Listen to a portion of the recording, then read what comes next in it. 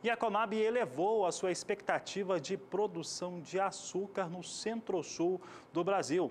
Os dados divulgados dão conta de um ligeiro aumento se comparado ao levantamento anterior. Vamos mostrar aqui como é que ficaram esses dados. Em abril, a estimativa era de 35 milhões e 500 mil toneladas de açúcar.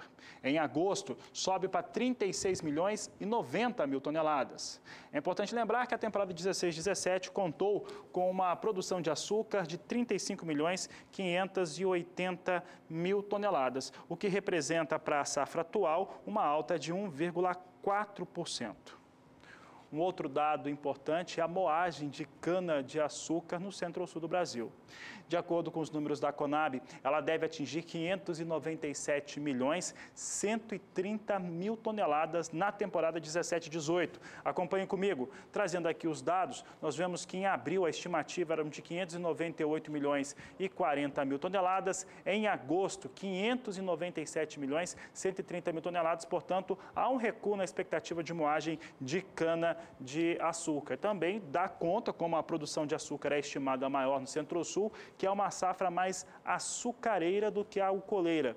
Na 16-17, a produção alcançou 612 milhões de toneladas, de acordo com os dados apresentados pela Conab para o Centro-Sul do Brasil na temporada 2017-2018.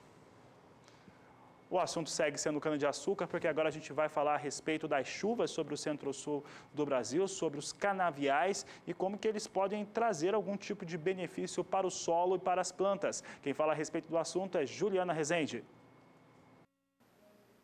As chuvas da última semana, especialmente das áreas mais centrais do país, entre a região centro-oeste e também o interior do sudeste, voltaram a favorecer as lavouras de cana-de-açúcar que estão em fase de desenvolvimento, porque essas pancadas de chuva tiveram potencial para aumentar a disponibilidade hídrica do solo, especialmente entre o Mato Grosso do Sul, o interior do estado de São Paulo e algumas áreas também do norte do Paraná. Agora, na faixa leste do Nordeste, as pancadas ainda vêm sendo frequentes, com volumes de água significativos, garantindo bons índices de umidade do solo e ainda também beneficiando o crescimento das lavouras de cana-de-açúcar.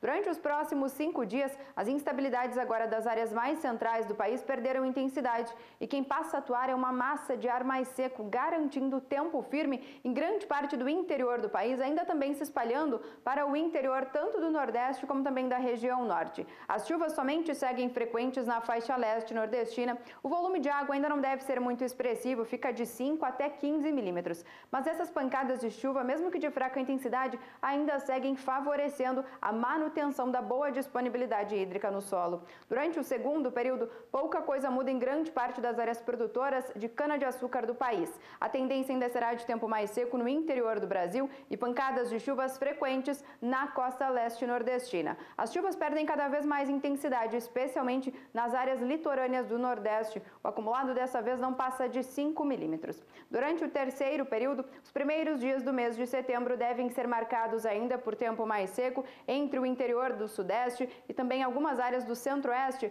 também se espalhando para o interior do Paraná. Agora, nas áreas da faixa leste do Nordeste, as pancadas voltam a ganhar um pouco mais de intensidade, o volume de água pode alcançar até 15 milímetros e as lavouras de cana-de-açúcar que estão em fase de desenvolvimento na faixa leste do Nordeste ainda seguem beneficiadas com chuvas frequentes. Já esse tempo mais seco do interior do país, especialmente entre o Sudeste, o Centro-Oeste e o Norte do Paraná, agora volta a favorecer aquelas lavouras que estão em fase de colheita, porque com essa falta de chuvas os produtores agora podem voltar a avançar com as atividades no campo.